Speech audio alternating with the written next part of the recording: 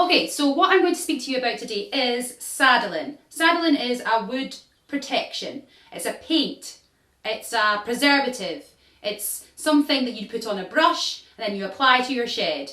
People get a little bit confused about the technicalities of what paint to use for what type of timber and all the rest of it. I'm going to speak to you specifically about softwood, which is what we use, and ours in particular is Scandinavian pine. There's plenty of others out there, but Scandinavian pine is definitely the best type of redwood available to us. We're using Sadolin, and Sadolin comes in a range of different specifications. You've got the Super Deck, which is a block colour, you've got the Quick Dry, which is a translucent, and then you've got the Classic, which is an oil-based. That's a more traditional type of preserving. There are 3 different qualities. There are the UV protection, the penetrative protection, and the preservative protection. So the UV is to do with the sun and the damage that it can cause for untreated timber. It'll dry it out and make it all split, so it doesn't look very pretty and it's, not good.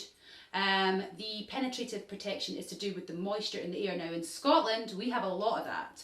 So what Sadolin tries to do is put a barrier between the outside moisture and the internal of the building. Penetrative means that the water will be ingressed through from the outside to the inside. Now this will happen to some extent. However, if you're using a Sadolin Super Deck, it does create some form of film. Unfortunately, timber does move.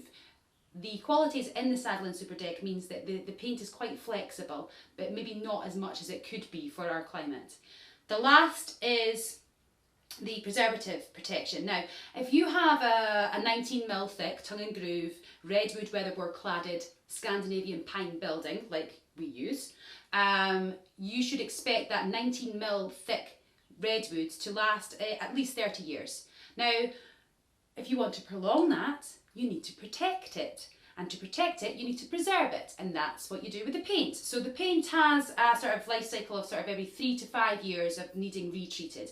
And every time you do that, you're adding to the longevity of your building. So it makes sense. Make sure that you're painting your buildings with the right stuff and understanding exactly what it is that you're doing when you're doing it.